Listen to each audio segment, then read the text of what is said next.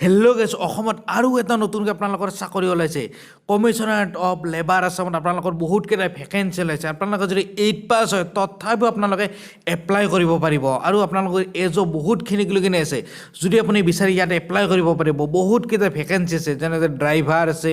peon আছে চকীদাৰ আছে তেনেদৰে ড্ৰাইভাৰৰ আপোনালোকৰ হেডকোৱাৰ্টাৰত আছে গুৱাহাটী হেডকোৱাৰ্টাৰ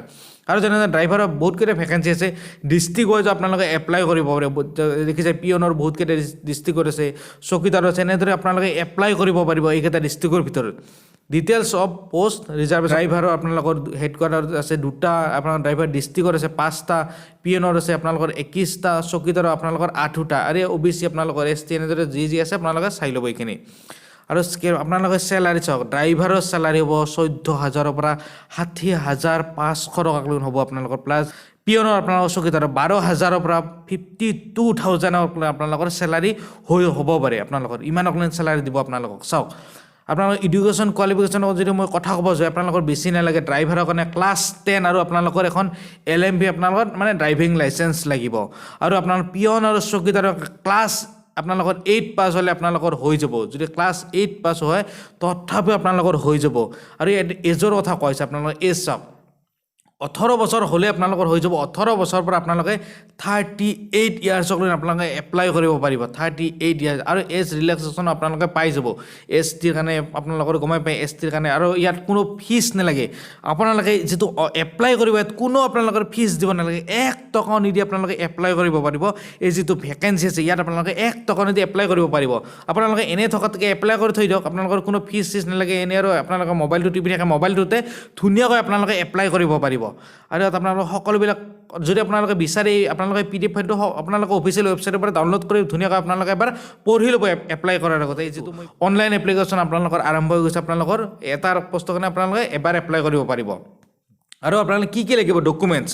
চাওক ওৱান ৰিচেণ্ট পাছপোৰ্ট ফটো এটা লাগিব আপোনালোকক চিগনেচাৰ লাগিব ডেট অফ বাৰ্থ আপোনালোকৰ প্ৰুফ লাগিব যেনেদৰে আপোনাৰ স্কুল চাৰ্টিফিকেট হওক এডমিট কাৰ্ড এনে বাৰ্থ চাৰ্টিফিকেট যিকোনো এটা হ'লে হৈ যাব আপোনালোকৰ পাৰ্মানেণ্ট ৰেচিডেন্স চাৰ্টিফিকেট আপোনালোকৰ যিকোনো এখন পাৰ্মানেণ্ট আপোনালোকৰ য'ত আছে ডমিচাইল চাৰ্টিফিকেট যিকোনো এখন দিলে হৈ যাব কাষ্ট চাৰ্টিফিকেট আপোনালোকৰ যদি কাষ্টত হয় যদি জেনেৰেলৰ বাৰে আপোনালোকৰ ST OBC যিকোনো হয় তাৰ পৰা কাষ্ট চাৰ্টিফিকেট দিব লাগিব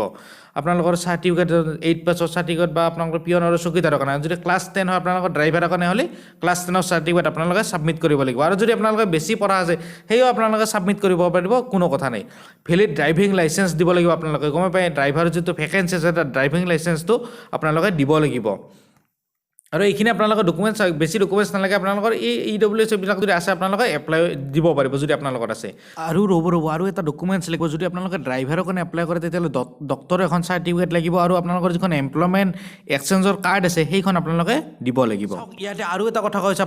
আপোনালোকৰ যিখন এডমিট কাৰ্ড ওলাব যেতিয়া এডমিট কাৰ্ড আহিব তেতিয়া আপোনালোকৰ অনলাইনে মানে হ'ব অনলাইনে আপোনালোকে ডাউনলোড কৰি ল'ব লাগিব এনেকুৱা ধৰণৰ আপোনালোকে ডাউনলোড কৰি আপোনালোকে ধুনীয়াকৈ ল'ব আৰু যদি আপোনালোকৰ কিবা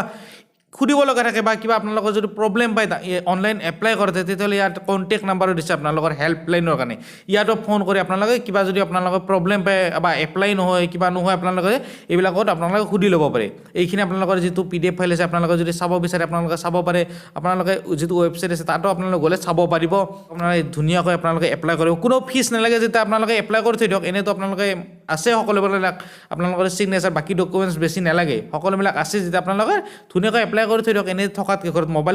মোবাইলতে আপোনালোকে এপ্লাই কৰিব পাৰিব এনেতো আপোনালোকে ধুনীয়াকৈ মোবাইলটো টিপি থাকে আৰু ধুনীয়াকৈ এপ্লাই কৰি থৈ দিয়ক কোনো ফিজ নালাগে যেতিয়া আজিলৈ ভিডিঅ'টোত এইখিনি আশা কৰিছোঁ আপোনাৰ ভিডিঅ'টো চাই ভাল লাগিল যদি আপোনালোকৰ ভিডিঅ'টো চাই ভাল লাগিল তেতিয়াহ'লে লাইক বটন এটা লাইক কৰি দিব আৰু যদি আগলৈ এনেকুৱা ধৰণৰ ভিডিঅ' চাব বিচাৰে তেনেহ'লে আপোনাৰ মৰমৰ চেনেলটোক ছাবস্ক্ৰাইব কৰিবলৈ একেবাৰে নাপাহৰিব আজিলৈ ভিডিঅ'টোত এইখিনি আকৌ এটা নতুন ভিডিঅ'ত আপোনাক লগ পাম বুলি আশা থাকিল ধন্যবাদ জয় হিন্দ